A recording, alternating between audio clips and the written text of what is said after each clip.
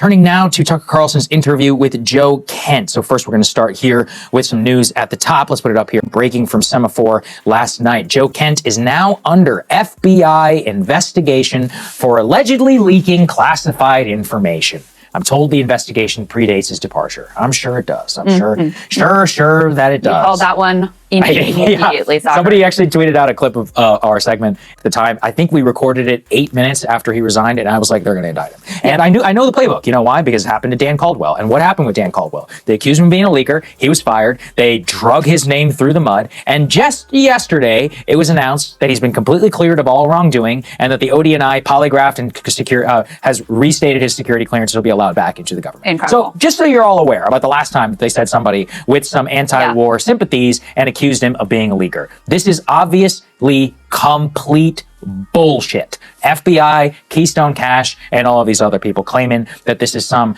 a leak. Listen, I knew it was coming. They cannot let this slide. Why? Because Joe is too important. He's too important. He's the biggest voice.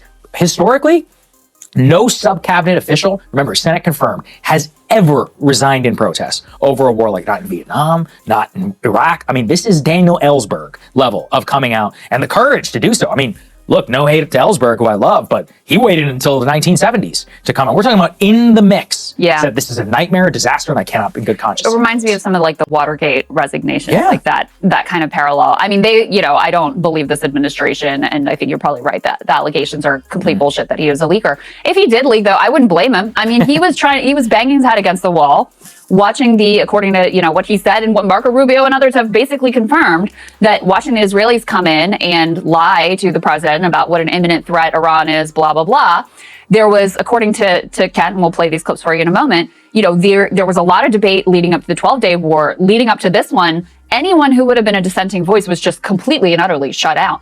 So if he wanted to try to influence the president, his only path would have been to go to the press. So again, I'm not saying he did that. I remain very skeptical of these claims, but if he did, I would see that as, a patriotic act of him trying to prevent what he knew to be a disastrous war, trying to get around, this wall that had been built. And, Trump is responsible for the fact, by the way, that wall is built and that he surrounded himself with complete sycophants who were just telling him what he wanted to hear about how great this war would be and how easy it would be and how the regime would topple immediately, et cetera, et cetera. Yeah, so let's get actually into some of the clips here from the interview. E2, let's start with this declarative statement from a man with the highest security clearance in the United States government, National Counterterrorism Director, as of a couple of days ago. Iran was not an imminent threat to the United States. Let's take a listen. Was Iran on the verge of getting a nuclear weapon? No, they weren't, 3 weeks ago when this started, and they weren't in June either. I mean, the Iranians have had a religious ruling, a fatwa, against actually developing a nuclear weapon since 2004. That's been in place since 2004. That's available in the public sphere. But then also we had no intelligence to indicate that fatwa was being disobeyed or it was on the cusp of being lifted. The Iranian strategy, it's actually pretty pragmatic. The Iranians are obviously aware of what's taking place in their region. And their strategy was to not completely abandon their nuclear program, because they saw what happened to Muammar Gaddafi in Libya when he said, hey, I've got no more nukes. I'll do what you say. I'll give up my nukes. And we gave him the Nobel Peace Prize? Yeah, we regime changed him, and he was, executed by his own people in the most horrific way. Sodomized by a bayonet. Right. The Iranians' position, when viewed from the lens of the region, was actually fairly pragmatic. They were preventing, themselves from developing a bomb, but they still wanted the ability. They wanted the ability to enrich. They wanted the ability to have some components so that they weren't completely stripped of it. And when we always assessed that they were either several months or a year, 2 years away from actually being able to develop a nuclear weapon. And that's not because the Iranians are stupid people. I think we can tell right now that the Iranians are anything but stupid. They had the ability, I think, that the brain power to actually develop one, or they could have simply traded a ton of oil with Pakistan or with someone else to actually get a nuclear weapon. They were not doing that. We had no intelligence to indicate that they were. Does that sound like a bunch of religious fanatics who don't think, or what do they say? They're a theocracy. They want the end times. They hate us all very much. What do you hear from that? Highly pragmatic. You have people who respond to circumstances, thought very deeply about the types of decisions they were making, but most importantly, no imminent threat. Yeah. No imminent threat. Okay. So what they said is BS completely. And I know that might be obvious to the viewers of our show in the hopes that this reaches many, many people. remember that the Pentagon, the White House press secretary, the president of the United States, the secretary of state, all of them have said that this is an imminent threat. And as Kent explains very clearly, the only imminent threat was Israel's imminent threat to the country of Iran, who was then going to attack Israel and, yes, the United States of America bases, which protects Israel. And as a result, we had to go in and preemptively strike Israel's preemption. When you put it that way, it's a real different imminent threat, isn't it? Yeah. And I think that, coming out of the mouth of somebody who had access to the intelligence, who was in the room, not for this one, but for the previous one on Midnight Hammer, and he went through some of that, I just have no other conclusion than, like, you have a president who is completely captured here by Israeli interests and logic, and for whatever reason he refuses to say no, as Kent says is an option. And I'm not blaming Israel, it's their fault too, but I'm saying Trump is incapable of doing this. He is incapable, and he has now shown us that. And if you listen to this interview, and we're about to get to even some more shocking stuff around Charlie Kirk and all of that, I do not have another conclusion than that. That is the only conclusion I can draw. Well, he's terrified. He's either terrified or he agrees. I don't know what's worse. Right. I prefer terrified, because at least maybe we can get out of that. We still see Trump parroting these insane Israeli talking points. It was deeply disturbing to me when he said that the pro-government demonstrations in the street, that they were fake, that they were AI. And look, I don't know what he believes and what are lies or whatever. But it seemed to me like he actually believed that, or at least he believed it had enough credibility to repeat it to the American public. That comes directly from the Israelis. So there's no doubt, the influence campaign that they successfully launched here. And I want to pair this, Joe Kent's comments there about how no imminent threat, no, they were not developing a nuclear weapon. That is not what we assessed at all. With Tulsi Gabbard's testimony yesterday, where she was asked about this as well. John Ossoff pressed her on, listen, you said last summer this nuclear threat was obliterated, that their nuclear program was obliterated. So what's going on here? This is D1. Let's listen to that. That opening statement, as submitted to the committee in advance of this hearing, stated that as a result of last summer's airstrikes, quote, Iran's nuclear enrichment program was obliterated, end quote, correct? That's right. And is that in fact the assessment of the intelligence community? Yes. So the assessment of the intelligence community is that Iran's nuclear enrichment program was obliterated by last summer's airstrikes. Yes. In the opening statement you submitted to the committee last night also stated, quote, there has been no effort since then to try to rebuild their enrichment capability, end quote, correct? That's right. And that's the assessment of the intelligence community. Yes. The White House stated on March 1st of this year that this war was launched and was, quote, a military campaign to eliminate the imminent nuclear threat posed by the Iranian regime, end quote. That's a statement from the White House. Quote, the imminent nuclear threat posed by the Iranian regime. Was it the assessment of the intelligence community that there was an imminent nuclear threat posed by the Iranian regime? The intelligence community assessed that Iran maintained the intention to rebuild and to continue to grow their nuclear enrichment capability. Was it the assessment of the intelligence community that there was a, quote, imminent nuclear threat posed by the Iranian regime, yes or no? Senator, the only person who can determine what is and is not an imminent threat is the president. False. So she won't say it. She said, oh, well, that's not really my job. That's up to the president. The only person who can determine imminent threat is the president. No, not that's true. Literally your job. Yes. That is your job, is to determine, which she knows, but she's unwilling to just outright lie. So she dodges by saying, well, the president in all his brilliance and glory and magnificence, he is the one that we have to defer to. And only he can really, with his magical abilities, can really determine whether this was a threat to the United States. And I want to emphasize one other aspect of the testimony there in the exchange with John Ossoff. He says, in your written testimony, you talked about how there had been no efforts since the nuclear enrichment was supposedly obliterated to try to rebuild their enrichment capability. That was in the written testimony. She chose not to say that when she actually gave her opening statement. That was omitted because, again, that's very uncomfortable for this administration in all of their many layered lies and rationales for why we're now in this disaster. Yeah, and she's actually literally testifying as you and I are talking, and she just continues to say, she's like, the ODNI is not my personal view. This is the view of the intelligence community, and the president is the one who can make the imminent threat decision. Now, to the point that I made earlier about Israeli capture, Joe went into great detail about what that looked like inside the information environment in the lead up to this war. Let's take a listen. But I know how this works. I know the Israeli officials, some in intelligence, some in government, will come to U.S. government officials, and they will say, all kinds of things that we know from our intelligence just simply isn't true. And they'll say, hey, I'm giving you a preview. It's not in intelligence channels yet, but here's what's going to happen. And that doesn't usually come to Wait a second. I mean, I thought that U.S. policymakers made their decisions on the basis of intelligence collected and or vetted by our intelligence. That's why we have intelligence agencies that soak up hundreds of billions a year. But you're saying that Israeli officials short-circuited the entire U.S. government and just went right to American policymakers and said, it doesn't matter what your country says, here's what we know. Is that what you're saying? I mean, usually they're pretty slick, and and they'll say, hey, this isn't in intelligence channels yet because it's going to take some time to get there. And here they're on the cusp of building a bomb. You know, they're going to, I don't know, you pick your topic. A lot of times they'll sample different things until they find what sticks. Sample different things until they find what sticks. So it's not intelligence, it's propaganda. He also talked about how he would hear things from the Israelis, and then on the next day, he would hear it on Mark Levin's show or in the Wall Street Journal or by Mark Dewitz, anybody from the Israel lobby. I mean, literally out of the book from Professor John Mearsheimer, who we just talked to. This is the Israel lobby, the most sophisticated lobby in now I would say the history of mankind, the co-option of a U.S. superpower. And that does not in any way absolve Donald Trump from allowing himself to be lobby controlled or whatever here by the Israelis. I want to make that very clear. But I think whenever we play this next one, honestly, this was the most shocking part. I plan on spending a decent amount of time on this. In our interview with Joe Kent, which is currently scheduled for tomorrow, is his discussion around the circumstances of Charlie Kirk's assassination, and then connecting that to Butler, and then connecting that to potentially why this war is happening the way that it is. E4, let's take a listen. Charlie Kirk is killed publicly in a very horrific way, and we're not really even allowed to look into that at all. And Charlie Kirk was one of President Trump's closest advisors, and he also advocated heavily against a war with Iran. He was in the Oval Office in the lead up to the 12-day war.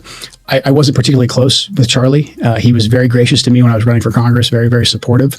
So we knew each other. And the last time I saw Charlie Kirk on this earth was in June in the West Wing, in the stairway, and I said hi to him, and he looked me in the eye, and he said very loudly, and it's a small, you've been in the West Wing, it's small, it's a tight space, and he said, Joe, stop us from getting into a war with Iran. Very loudly. He was single-minded. And he walked off, and he went, I believe, into the Oval. So when one of President Trump's closest advisors, who is vocally advocating for us to not go to war with Iran, and for us to rethink at least our relationship with the Israelis, and then he's suddenly publicly assassinated, and we're not allowed to ask any questions about that. It's a data point. It's a data point that we need to look into. What do you mean when you say we're not allowed to ask any questions about that? We've been told that this individual, Robinson, is a lone gunman, and maybe he is. But the investigation that I was a part of, the National Counterterrorism Center was a part of, we were stopped from continuing to investigate. And the FBI will say that they stopped that because they wanted to turn everything over to the Utah state authorities. Everything's going to trial. It's very, very sensitive. But there was still a lot for us to look into that I can't really get into. But there was still linkage for us to investigate that we needed to run down. And I'm not making any conclusions. I'm not saying I don't think you are. Because of this happened. I'm not saying that at all. I'm just saying there's unanswered questions. We know the pressure because of the text messages that have been made public, that Charlie was under a lot of pressure from a lot of pro-Israel donors. And again, we know Charlie was advocating to President Trump against this war with Iran. I'll be honest, that shocked me. That shocked me. As you and I know, we're not Charlie Kirk conspiracy. We're not Egyptian plains people over here. We covered that story at the time. The NCTC, Joe Kent himself, was blocked by Kash Patel by the FBI. I don't know, man. You listen to that. What conclusion are you going to draw? Well, what does he keep hinting at? You have to read, but not read very much between the lines, but he's saying, look, this is what Charlie said to me. He said, keep us from going to war with Iran. We know that he was under all this pressure from pro-Israel donors. There were some sorts of questions that I had based on, tips or whatever until he had access to of a potential foreign nexus. And I was blocked from being able to continue the investigation. And they said, no, it's going to be just handled at the state level. And any of the queries that he made were just completely stonewalled. So, he's heavily hinting at the possibility that he thinks, which is, this is truly, truly shocking stuff. Shocking stuff. And look, it requires a lot of evidence. Yeah, right? no, exactly. Let's be clear. Yeah. Right? The current evidence says what? Tyler Robinson shot Charlie Kirk. Okay, and that's probably the case. The case that he is alluding to is about some potential foreign. And again, I want to be clear here. I would never make this statement without the evidence that we now have, which is an allegation made by the National Counterterrorism Director with the highest level of security clearance, who, as reported at the time by the New York Times, was blocked from any foreign connection investigation and is now bringing this up. Not just, I want to be clear too, in his Tucker interview, he brought this up organically. He did not bring it up after Tucker pressed him on the question. It was brought up in context of the Butler assassination attempt and this one. And in both cases, he said we weren't allowed to fully investigate either of those and then he said, I think that President Trump could feel under threat. He is drawing a conclusion in his mind. He is drawing that. Now, if I do that, I'm a crazy person because I don't have inside information. I'm not in the Situation Room. I haven't seen all this stuff. He has, right? Yeah. And so based on that, I mean, man, like, what are we drawing conclusions here for? Like, and I'm trying so hard not to go over the brink here, but this is crazy. Yeah. This is crazy. Well, and one of the things that has been speculated about why Trump decided to get into this insane war was that he believed that the Iranians had been trying to assassinate him. And he said this. He said something to the effect of, I got the Ayatollah before he could get me. So it does seem like, he had some thought in that direction, and that could be a potential motivation. This opens up another question if he felt under threat from the Israelis. I mean, that is what Joe Kent is hinting at here, very heavily hinting at here, that the threat that Trump could have felt to himself and his family could have been that he was worried about what the Israelis would do. And again, it's wild to even say this stuff.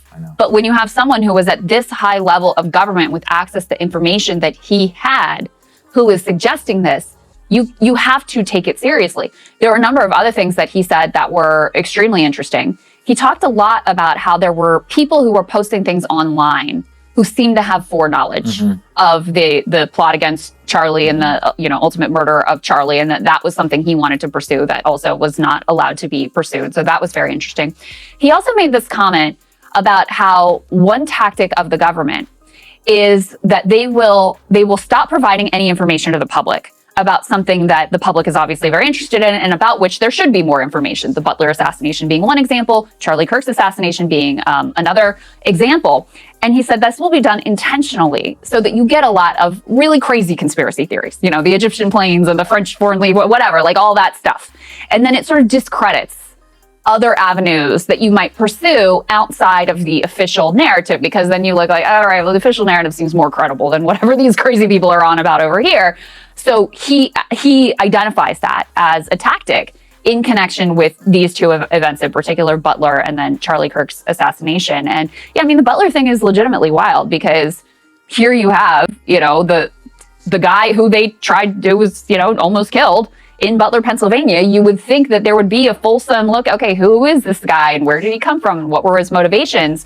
And that was also shut down. And they did very similar to the Epstein files, like, no, we looked into it, nothing to see here, we're all moving on. Yeah, exactly. And that's the point where, look, again, I would not say any of this if he hadn't said it. I really wouldn't. Yeah, so we didn't do a lot of like Butler, speculation or whatever. Didn't see much. Seems believable. Crazy guy, does research, wants to shoot Trump. I mean, okay, makes sense. It's John Hinckley, right? You've seen it before. Yeah. It's not a crazy situation. Country chock full of guns and mentally unstable people. One of them can get a shot off. I mean, literally look at the guy, right? He's a loser. And so, all right, I believe it. But then the National Counterterrorism Director, or NCTC Director, ODNI, highest security clearance in the world, exits the government and starts talking about it in the context of Trump's behavior vis-a-vis Israel. And you're like, holy shit, man. I mean, he is drawing a conclusion, which, look, he could be wrong, but he's got a lot more information than I do. And then he draws the Charlie Kirk situation into that as well. And he's like, maybe he feels like he's at threat. Another section, I don't know if you noticed, was him and Tucker talking about breaches in Trump's security. And so, I hadn't thought about this. They talked about Code Pink, being at a dinner. And we should actually ask Medea. We should just call her and ask her. Medea Benjamin. How did you know? Because they were like, look, to us, that seemed like a huge crack in the president's security. And just to remind people who may have forgotten, Trump showed up to have dinner at a local restaurant, and Code Pink activists had gotten a heads up that he was going to be going there, and they were inside of the restaurant, they had a reservation, tables so away. They knew it was coming. Yeah, so this was, this was pre-planned. This wasn't just like, oh my God, there's the motorcade, let's go.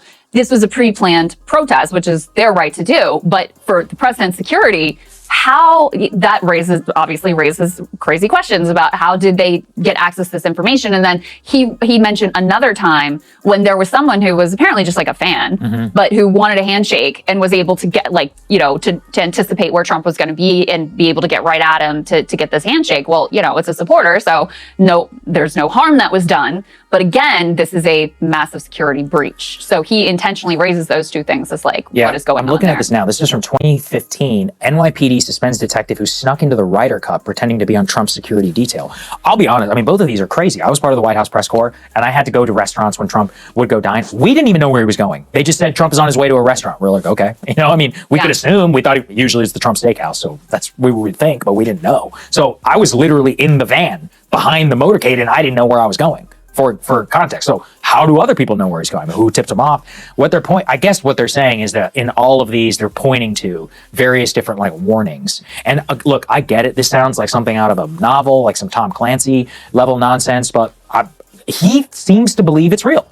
And if he does, then maybe I should, and maybe all of you should. So yeah, wow. I just don't know. I mean, I will say for Joe, it's pretty clear he is desperate to try and get a message to Trump that you're being controlled by the Israelis. And he's like begging him for an off-ramp and to try to get out of this. That seems to be his main goal in resigning. He said at the end, you hold the cards.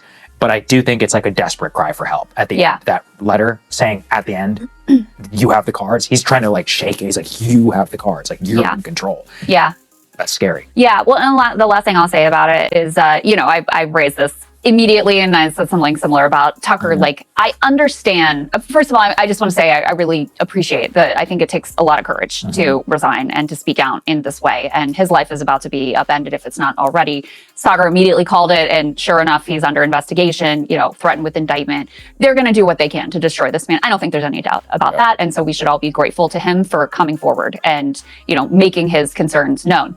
I think tactically he's decided, if you listen to this interview with Tucker, like, he is very almost worshipful of Trump. Only Trump can get us and his negotiating skills, and he's the whole reason why we had Iran at the table. Of course, I'm listening to this and going like, this is the same man who tore up the nuclear deal to come in with, so come on, right? But in any case, clearly this is his tactic, that he thinks if he's just sufficiently praiseful of Trump and tries to, word things properly so that his fragile ego isn't hurt and he gets the message in that he's being controlled and it's really not his fault and he could get, that maybe that's the way to have influence. And I think that ship has sailed. I think at this point, your best weapon right now in this fight is the full, unvarnished truth. And because there continues to be very clearly a level of, a layer here of I don't want to say deception because that's too strong of a word, but he's holding back that criticism of Trump because he's trying to play this game of persuading Trump, and it's still sort of an inside game.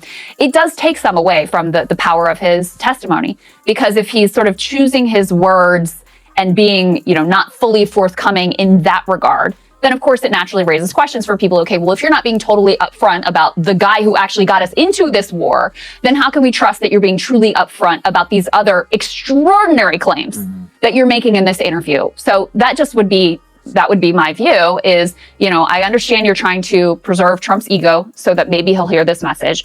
I understand, potentially you want to run for, or you want to, maintain support and credibility with the Trump base, and Trump is like a god, their cult leader or whatever. So that's tricky to walk that line as well. But I think the most powerful thing you can do right now is just be fully truthful. And yes, the Israelis have wanted this war. They have wanted this war for a long time. They've tried to manipulate a lot of presidents into this war. But this president is the one who said yes. And this president is the one who shut you out after the 12-day war and did not want to hear the other side anymore. This president is the one who took $150 million from Miriam Adelson. This president is the one who created a culture of sycophancy around him so that, reportedly even, General Kane, who he handpicked, et cetera, didn't feel comfortable enough really telling him and sort of use these proxies or hinted at what trouble could come with the Iran war. Trump is responsible here. He is not some victim of happenstance. He is not some poor baby lamb who had no idea and just got walked into this thing and there was nothing he could do. He is the most powerful man on the planet. He is the president of a nuclear-armed superpower. And ultimately, yes, the Israelis were doing what the Israelis have long been doing. The responsibility lies with him.